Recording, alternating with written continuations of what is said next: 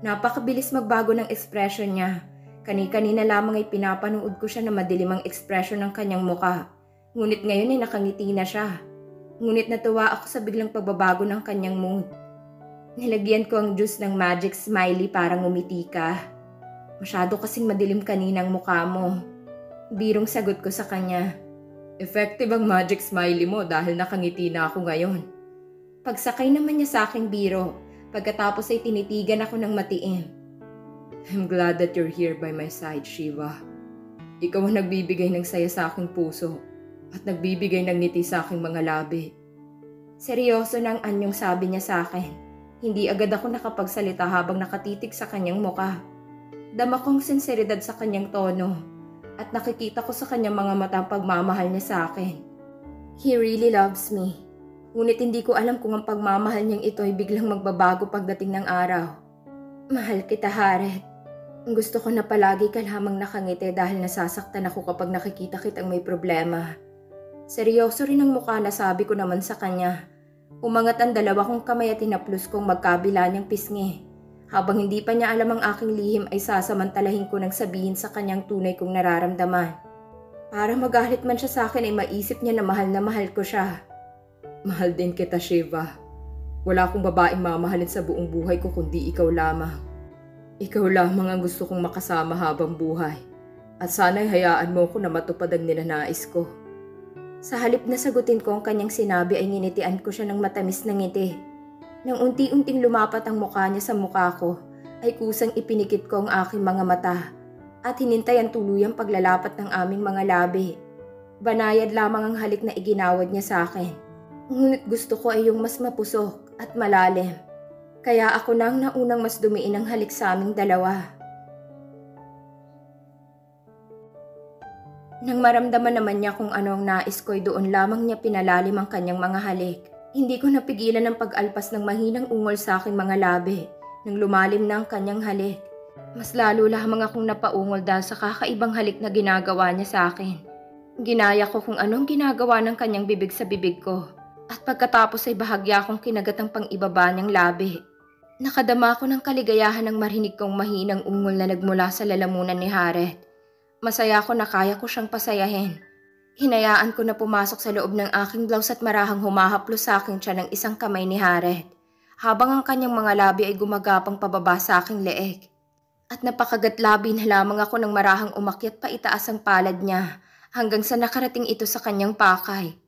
Napasabunot na lamang ako sa kanyang buhok nang mas lalong humaplas ang kanyang mga kamay sa aking balat. Nakaramdam ako ng pagkainis nang biglang huminto sa ginagawa ang kanyang kamay at mga labi. Pagkatapos ay parang napapaso na inupo ako sa couch. Bakit? Hindi nakatiis na tanong ko sa kanya. Mahal kita, Shiva. Iginagalang kita ngunit baka hindi ko mapigilan ang aking sarili at maangkin kita dito pa lang sa sopa. Kaya mas mabuting umalis na ako. Nahihirapan ang boses na sabi niya sa akin. Pero hindi pa ito ang tamang panahon para may mangyari sa atin. Putol niya sa sasabihin ko. Namula ang magkabila kong pisngi nang marinig ko ang kanyang sinabi. Nasa mukha ko ba na gustong gusto ko na may mangyari na sa aming dalawa? Huminga na lamang ako ng malalim. Pagkatapos ay tumayo at binuksan ang pintuan. Nakakahiya naman kung ipagpilitan ko ang aking sarili sa kanya. Ngunit aaminin ko na bumilib ako sa kontrol niya sa kanyang sarili. Samantalang ako'y tila atat na may mamagitan na sa amin. Mag-ingat ka sa pag-uwi, sabi ko na lamang. Lumapit sa akin si Haret at binigyan ako ng isang makapugtong hiningang halik bago tuluyang lumabas sa bahay ko. Hindi ako umalis sa may pintuan hanggat hindi pa umaalis ang kotse ni Haret. Nang wala na sa harapan kong kotse niya ay napahugot ako ng malalim na buntong hininga bago isinarado ang pintuan. Bigla kong naisip na palagyan ng doorknob ang aking pintuan para hindi ko magamit ang scanner kapag nandito sa bahay ko si Haret. Pagkatapos ng failed rescue mission namin, ay muli kaming tinipon ni Ninong Rafi. Ililipat sa munting lupa si Junie, kaya muling nagplano si Ninong ng pag-rescue sa kasamahan namin. Nakarating kasi sa kanyang balita mula sa espiya namin sa loob ng police department na grabing pagtotorture ang ginawa kay Junie ng mga pulis. Isang torture na lang daw ay mukhang bibigay na raw si Junie. Ninong Rafi told us the reason kung bakit pinipilit niyang ma-rescue namin si Junie sa halip na patayin na lamang ito katulad ng sinabi ni Manolo. Nalaman namin na anak pala si Junie ng isa sa mga higher-up member ng BAS at nagbanta raw ang ama ni Junie na kapag may masamang mangyari sa anak nito ay lahat daw kami ng mga assassin ay malilintikan. Nakadama ko ng inis nang marinig kong sinabi ni Nino dahil wala namang kaming kasalanan kung bakit nahuli si Junie. Pumalpak ito sa misyon nito at wala kaming kinalaman doon. Kaya bakit pati kami idadamay ng ama nito sa kanyang galit? Kami bang may kasalanan kung bakit nahuli si Junie? Ngunit sa halip ng mga tuwiran ay nanahimik na lamang ako. Gusto lang ng ama ni Junie na mailigtas namin ang anak niya dahil nag-aalala ito. Hindi lamang sa kaligtasan ng kanyang anak, kundi para rin sa kaligtasan ng buong BAS. Kaya kahit nakasalanan ni Junie kung bakit ito nahuli, iniintindi ko na lamang. Sa susunod na araw ang nakatakdang paglilipat kay Junie papunta sa ibang kulungan. Kaya sa susunod na araw din kami aataking muli. Sa susunod na araw pa ang second rescue mission namin. Kaya may pagkakataon pa ako na singilin ng isa sa 3 doktor na muntik nang makapatay sa akin. Bago ang failed rescue mission namin, ay tungkol sa 3 doktor ang aking inasikaso. Lahat ng details tungkol sa kanilang daily life at family ay inalam ko. Napatay ko na ang doktor na si Kevin. So my next target is Dr. Eric Nules. Isang mabait na doktor sa loob ng ospital, ngunit isa pala itong sugarol at mahilig sa babae kapag nasa labas ng ospital. Chinek ko ang routine ni Nules kanina para ngayong araw, kaya natuklasan ko na may masquerade party pala itong dadaluhan ngayong gabi. Umaayon sa akin ang pagkakataon. Nakasuot ng maskara ang bisita, kaya walang makakakilala sa akin kapag pinatay ko siya. Using my money ay nakakuha ko ng invitation using a fake name. Lady in White ang team ng aking suot. Lahat ng suot ko kasi ay puro puti mula sa sapatos ko na mataas ang takong, sa casual dress ko na medyo see-through, at abot lamang sa kalahati ng aking hita ang haba. Kaya exposed ang mapuputi kong mga hita. Lahat ng kasuotan ko mula ulo hanggang paa ay puro kulay puti. Nagsuot kasi ako ng puting wig na buhok at maging ang aking maskara ay puti rin. Shock na mapapansin ako ng lahat lalong-lalo na si Dr. Nules na mahilig pala sa puting kulay. Pagkapasok ko sa loob ng party venue ay agad na hinanap ng aking mga mata ang aking target. Lihim akong napangiti nang makita ko siyang may kausap na babaeng puti ang kulay ng maskara. Madali kong malaman kung sino sa mga bisitang narito sa party ang aking target. Paborito ni Nules ang puti, kaya natitiyak ko na all white ang isusuot niya. Kaya nga all white din ang isinuot ko. Para we are match made on heaven. Ngunit sa hell siya mapupunta kapag nagtagumpay ako sa aking binabalak. Halos kalahating oras kong inabangan na magkaroon ako ng chance para magpapansin sa kanya. Nakita ko siyang naupo sa couch kasama ang babaeng kausap nito kanina pa. Napangiti ako nang sa wakas ay may naisip akong ideya kung paano niya ako mapapansin. Kumuha ako ng isang baso ng red wine nang dumaan ang waiter sa harapan ko at naglakad palapit sa kinauupuan ng aking target. Nakapokus ang tingin niya sa kausap na babae, kaya nag-isip ako ng paraan para mabaling sa akin ang kanyang atensyon. Napangiti ako nang makita kong isang itim na pouch sa tabi ng aking target.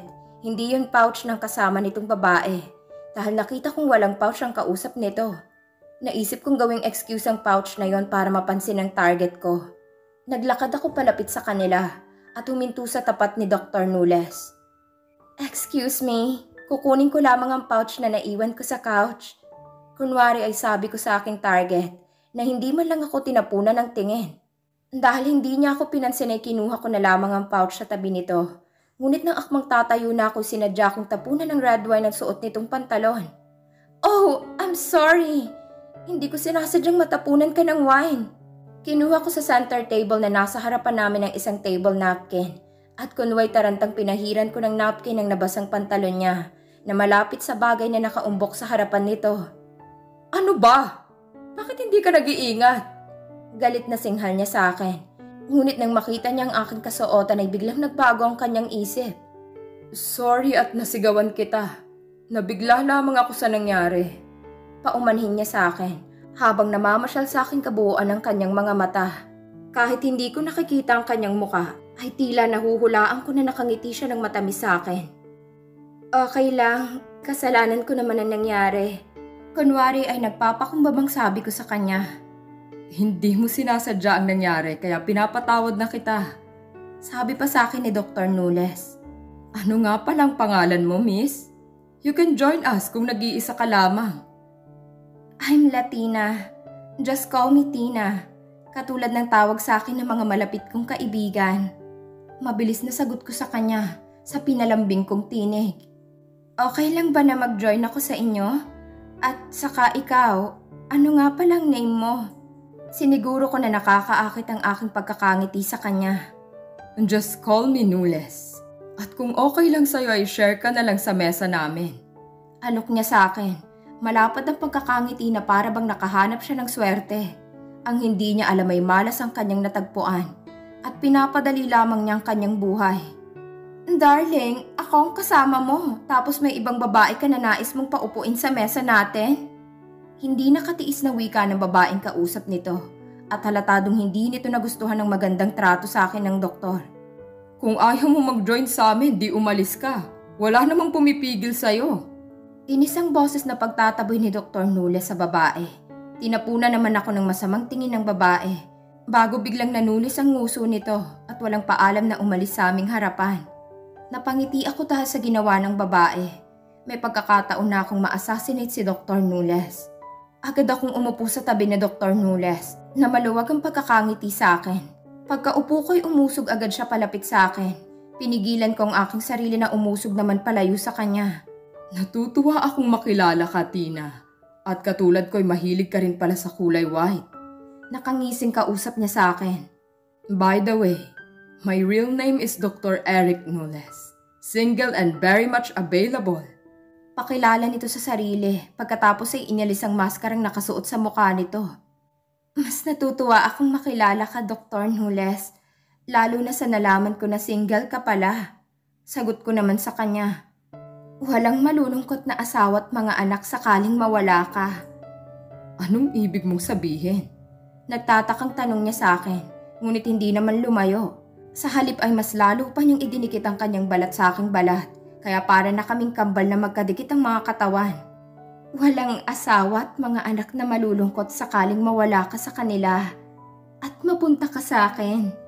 Dugtong ko sa aking sinabi, walang asawa at mga anak na malulungkot sakaling mamatay ka.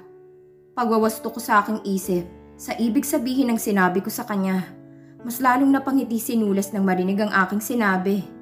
Walang magagalit sa akin kapag napunta ako sa'yo. Mahina ang boses at tila nangaakit ang itsura na sagot naman niya sa akin.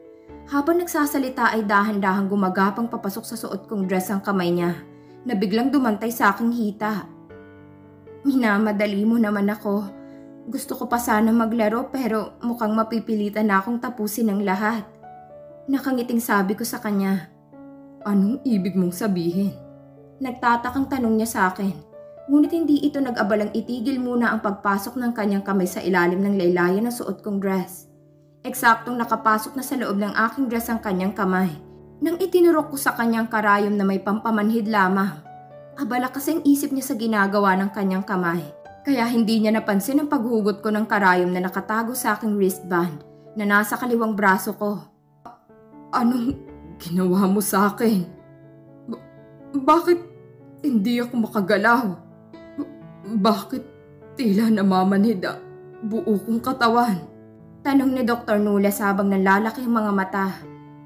Talagang hindi ka makakagalaw at mamamanhid ang iyong katawan dahil tinurukan kita ng karayom na may pampamanhid. At nang magstay sa isang tabi ang kamay mo na kung saan-saan nakakarating. Simpleng sagot ko sa kanya habang inaalis ang kamay niyang nahinto sa paggalaw at nanatili sa loob ng aking dress. Wala akong kasalanan sa'yo para ganituhin mo. Bakit mo ba ito ginagawa? Galit na tanong niya sa akin. Nararamdaman ko na gustong-gusto niya sumigaw at humingi ng tulong sa mga taong nakapaligid sa amin. Ngunit hindi niya magawa. Kinokontrol ng gamot na itinurok ko sa kanyang lahat ng kanyang mga cells sa kanyang katawan. Kaya kahit ang sumigaw ng malakas ay hindi niya kayang gawin. Wala kang kasalanan sa akin? Nakangiting tanong ko sa kanya, ngunit mapanganib ang aking boses. Sa mata ng mga taong nakakakita sa amin ay iisipin nila na masaya akong nakikipag-usap sa lalaking kaharap ko. Dahil nakangiti ako. Samantalang nakatagilid sa mga tao si Nules. Kaya hindi makita ng marami ang kanyang ekspresyon. Ngunit sino bang mag-iisip na may hindi magandang nangyayari sa kaharap ko? Busy ang mga tao sa kani-kanilang mga kausap, kaya malabong mapansin nilang nangyayari kay Dr. Nules. Naalala mo ba ang babaeng muntik na ninyong matanggalan ng laman loob ilang araw nang nakalilipas? Pagpapaalala ko sa kanya dahil tila nakalimutan na niya ang pangyayaring yon. Mukhang sanay na ito sa ganoong ginagawa at wala na itong konsensya. Kaya agad na nakakalimutan ng hindi makataong ginagawa nito kasamang ibang doktor at sa utos ni Roberto Soriano. Ikaw ang babaeng yon? Hindi ka namatay? Nalalaki ang mga matang tanong niya sa akin. Yes, I am that lucky woman who escaped from death. Pag-amin ko sa kanya, inilapit ko ang mukha ko sa tagiliran niya at ibinulong ko sa kanya ang aking sekreto na matagal ko nang itinatago. At ang babae na muntik na ninyong patayin ay walang iba kundi si Silent Assassin. Kaya malas niyo lang dahil hindi niyo ako napatay. Kaya nagkaroon tuloy ako ng chance na balikan kayo at papanagutin sa ginawa niyo sa akin. Ikaw ang pumatay kay Kevin? Kandautal na tanong niya sa akin. Mas lalong lumarawan ng takot sa kanyang muka dahil sa kanyang natuklasan. Yes, I am. At ikaw na ang kasunod. Tapos yung babaeng doktor. At pang-last, si Soriano. I will make you all pay for what you did to me and to all of your victims. Mapanganib ang boses na sabi ko sa kanya. Hinugot ko ang aking deadly needle at ipinakita sa kanya. Kapag itinusok ko to sa'yo ay mamamatay ka sa loob ng 2 segundo lamang. Wag! Maawa ka sa akin, Silent Assassin. Sumusunod lang naman ako sa ipinag-uutos sa akin ni Mr. Soriano. Nagmamakaawang sabi niya sa akin. Awa? Naawa ka ba sa mga biktimang inalisan niyo ng karapatang mabuhay? Naawa ba kayo sa mga tao na parang hayop niyong kinakatay? Hindi, di ba? Kaya bakit ako maaawa sa inyo? Wala kayong mga puso at kaluluwa. Kaya hindi kayo nararapat na bigyan ng awa. Pasalamat ka nga na mamamatay kang intact pa ang inyong katawan. At hindi katulad ng mga taong tinanggalan nyo ng mga laman loob. Nakatiimbag ang nasabi ko sa kanya. Hindi ko napigilan ang aking sarili na ilabas ang galit na nararamdaman ko para sa kanya at sa mga kasamahan niyang mas halang pa sa akin ng kaluluwa. Huwag mo akong patayin. Maawa ka sa akin.